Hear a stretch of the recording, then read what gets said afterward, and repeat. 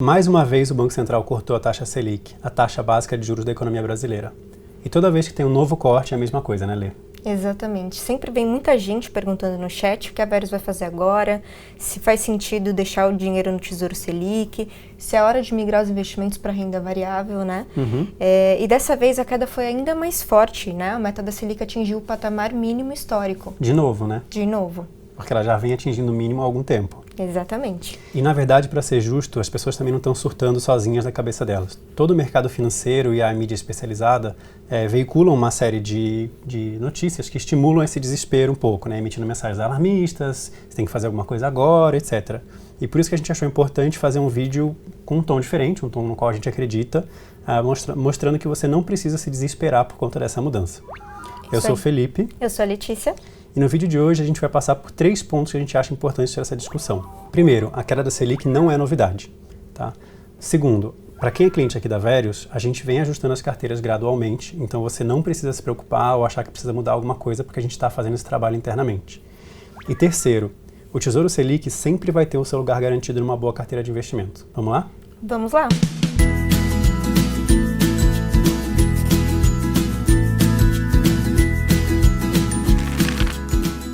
Fê, nesse vídeo a gente não vai falar o que é a Selic, né?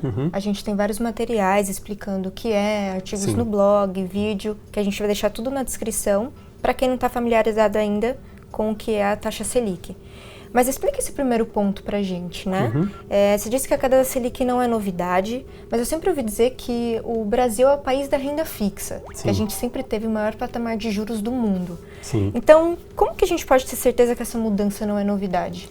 Então, de certa forma, é um pouco novidade, sim. Né? Então, a frase está um pouco forte aí. O Brasil tem, sim, um histórico de ser o país dos rentistas e até tem uma certa memória afetiva de uma época em que era fácil ganhar aí 1% ao mês na renda fixa, sem correr risco, sem precisar diversificar a carteira, etc.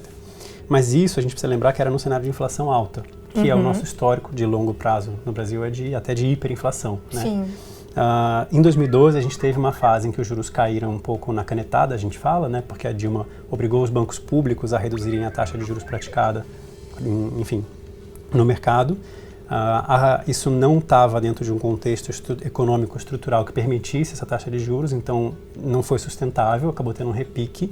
Só que desde 2015, e aí é nesse ponto, é recente, de 2015 para cá, não é tão recente. Da semana passada, exato. Então, desde 2015, a inflação vem caindo de forma estrutural, atrelada a um movimento também de desaquecimento da economia. Certo. Vamos colocar na tela para mostrar isso um gráfico do IPCA, o Índice de Preços ao Consumidor Amplo, que é um índice de inflação oficial calculado pelo IBGE. Se você observar esse gráfico, onde ele começa lá em cima, é janeiro de 2016, mostrando a inflação acumulada dos últimos 12 meses, ou seja, a inflação de 2015. Tá? Certo. Em 2015, a inflação foi 10,7%, então quase 11% ao ano, o que está longe de ser alto para o Brasil. Assim, né? Já foi muito pior aqui.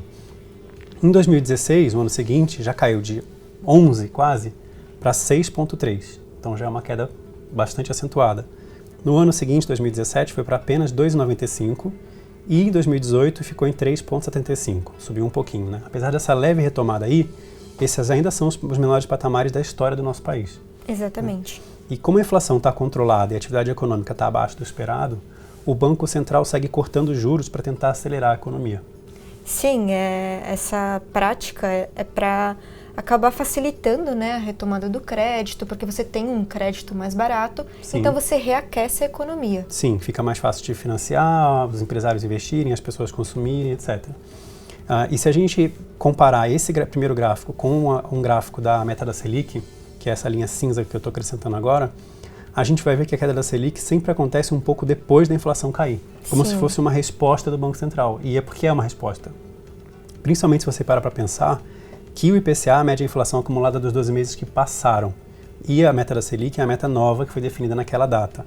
Então, existe até um atraso, além dos dados estarem, né, da sincronia dos dados, ainda tem um atraso maior entre eles aí pela própria natureza da apuração. O que dá para ver no gráfico é que conforme a inflação vem caindo, o Copom vem reduzindo a meta da Selic de maneira consistente há pelo menos uns 3 anos. E é por isso que a gente está dizendo que não é novidade. Sim, só que mesmo com essa queda, né, que é mais um cortezinho novo, ainda tem um alarde gigante dos canais de economia no YouTube, Instagram e mídias no geral, né? Sim, se você olhar o gráfico, A gente veio de 14 para patamar de 6 e pouco, né? E a notícia não era tão alarmante assim. Agora, nesse finalzinho, tem mais uma quedinha, a morte da renda fixa. Sim. Por quê? Porque a notícia vende. Principalmente se a manchete for, a Selic caiu, e agora? Vamos nos desesperar, temos que fazer alguma coisa. Descubra o que você precisa fazer. E aí as pessoas clicam para descobrir. Como se fosse uma receita mágica, né? Sim. E tenho duas críticas que eu tenho em relação a isso. A primeira é que esse tipo de abordagem deixa as pessoas nervosas à toa. Tá? Então gera mal-estar, gera desespero, gera, enfim, estresse desnecessário. E a segunda é que muitas vezes vai fazer as pessoas tomarem atitudes, mudanças erradas no investimento delas. Porque a maior parte do impacto que esse corte da Selic vai ter sobre os investimentos acontece antes do corte ser anunciado. O mercado tem uma certa expectativa de como o Banco Central vai agir e quem acompanha a curva de juros futuros consegue perceber que o mercado vai precificando a queda da Selic mais para frente. Então isso já afeta os preços dos ativos, dos investimentos, antes do Copom anunciar e de sair a notícia. Se você espera a notícia sair no jornal para tomar uma decisão em relação aos seus investimentos, você já chegou tarde. Sim, esse é o problema, né? Já está tudo precificado. Exatamente. Mas e os nossos clientes? Me ajuda a explicar um pouco como que a Verus vem cuidando desse tema que, como já falamos, não é nada novo para o mercado e nem para a Verus também, né? Sim. Para ser justo, não é que ninguém precise fazer nada na sua carteira. Realmente, quem está 100% investido em renda fixa pós-fixada, então se você só tem poupança, Selic, LCI, LCA, CDB, etc., você realmente já deveria ter diversificado sua carteira há algum tempo. Não é de agora, já deveria ter acontecido e às vezes até o susto do alarde pode ajudar a pessoa a se mexer. Um pouco tarde agora, mas antes tarde do que nunca. Mas os nossos clientes não precisam se preocupar com isso por dois motivos. Primeiro, porque as carteiras já são diversificadas. Então, vocês já estão um passo à frente. E segundo, porque a gente vai ajustando essa diversificação conforme o cenário vai mudando. Não quer dizer que cada vez que a Selic cair, a sua carteira individual vai ter que ser ajustada. A gente, lembrando como é que a gente trabalha, existe a alocação alvo da sua carteira e a gente trabalha com uma banda de tolerância ao desbalanceamento. Se você se afastar muito do alvo, ela vai ser ajustada. Então, a gente publicou um artigo no blog recentemente mostrando a evolução da alocação alvo da carteira 5. A carteira 5 é a mais agressiva, então é mais diversificada, fica mais óbvio de enxergar isso, né? E aí dá para ver que conforme o cenário foi mudando, as coisas foram... Tem pequenas mudanças graduais. Inclusive, no final do primeiro semestre de 2019, teve até um pequeno aumento da parcela de renda variável das duas bolsas, né, a brasileira e a americana, que vão na carteira, que é um pouco desse movimento. Você precisa ter um pouco mais de exposição à renda variável? Sim, mas um pouquinho a mais. Não é uma mudança de larga renda fixa e vai para a renda variável. E a gente até, por perceber a importância disso nesse cenário, baixou o valor mínimo da carteira necessário para ter a renda variável nas carteiras. Então, antes o mínimo era em torno de 40 mil. Hoje, para quem está no nível de risco 3 ou mais, é 25 mil reais só. Sim. Né? Então, tudo isso está ligado ao fato de que a gente está antenado nesse tipo de mudança. E o meu ponto é que a mídia faz as pessoas pensarem que existe alguma coisa que agora tornou urgente fazer uma mudança porque foi de 6% para 5,5%. E não é isso. Teve gente dizendo que agora a renda fixa não rende mais nada e que era a morte da renda fixa. Né? E é isso que causa aflição nas pessoas e não poderia estar mais equivocada essa postura. Sim, porque no fundo o que importa é o ganho real, né? Só que ninguém fala isso para o investidor. E se a inflação vem caindo junto com a Selic, o seu ganho real está mais ou menos o mesmo. Sim. Naquele gráfico, a gente consegue ver isso, né? Pensa numa pessoa que é mega conservadora e tem 100% do investimento em Tesouro Selic. Para essa pessoa, a gente pode simplificar e dizer que a rentabilidade dela vai ser basicamente a Selic, que é a linha cinza do gráfico. Se a gente pegar o Selic, que é a linha cinza, e subtrair a inflação, que é a linha laranja, a gente vai achar o ganho real, ou seja, é o ganho acima da inflação. Sim, são as barrinhas azuis desse gráfico. Exatamente. Então dá para ver claramente ali que houve uma redução em 2017 e desde então o ganho real está mais ou menos o mesmo, né? Por mais ou menos 2 anos. Pois é, então... É isso que reforça o primeiro ponto, de que a queda da Selic não é bem uma novidade, isso é notícia velha. Sim. Caiu o ganho real? Caiu. Faz 2 anos. Por que a gente está gritando sobre isso agora, entendeu? Pois é. Vamos para o terceiro ponto com uma frase polêmica. Mesmo que a taxa Selic seja reduzida para 0... E tem alguns países que a taxa chega a ser negativa, né, Fê? Sim, verdade. Então, mesmo que o Tesouro Selic tivesse a rentabilidade 0, ele ou algum investimento parecido com o Tesouro Selic sempre teria um lugar garantido numa boa carteira de investimentos. E por que eu digo isso? Porque o Tesouro Selic é o investimento mais seguro que existe no país. E ele tem outras funções na carteira de investimentos do que apenas a rentabilidade.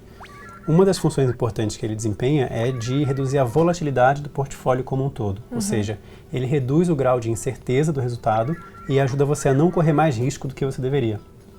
Outra função importante também é que ele é um ativo com alta liquidez. Então, se você precisar do dinheiro de volta, ele pode ser resgatado de um dia para o outro sem perder valor. No caso da carteira da Verius, isso tem menos peso porque a gente escolheu usar ativos de alta liquidez para toda a carteira. Mas para muita gente o Tesouro Selic vai ser o único ativo que tem essa característica na carteira dela. Sim, ou seja, ele tem duas funções importantes. Alta liquidez, muita segurança. Sim. E são 2 pontos mega importantes numa carteira como um todo, né? Sim, que muita gente às vezes esquece de olhar e olha só para a rentabilidade. Bom, gente, é isso. Se você já é amigo do Wesley, eu espero que a gente tenha conseguido te mostrar que com ou sem queda da Selic, o seu dinheiro está bem investido. Você não precisa se preocupar com isso. E a ideia é que a gente vá fazendo pequenos ajustes ao longo do tempo e nunca uma mudança muito brusca. Até porque quando você gira a carteira, que são essas grandes mudanças de vender um pedaço e comprar outro pedaço, você fica um pouco mais pobre. Você acaba tendo gastos com impostos e taxas que vão te prejudicar a longo prazo. E, se você não é nosso cliente ainda, espero que a gente tenha conseguido te passar informações úteis para que você possa tomar boas decisões para suas aventuras financeiras. Antes de acabar, tenho 5 recados para vocês. Curte o vídeo, compartilha, assina o canal, aperta o sininho e abre a sua conta agora para você virar amigo do Wesley. Até a próxima. Até a próxima.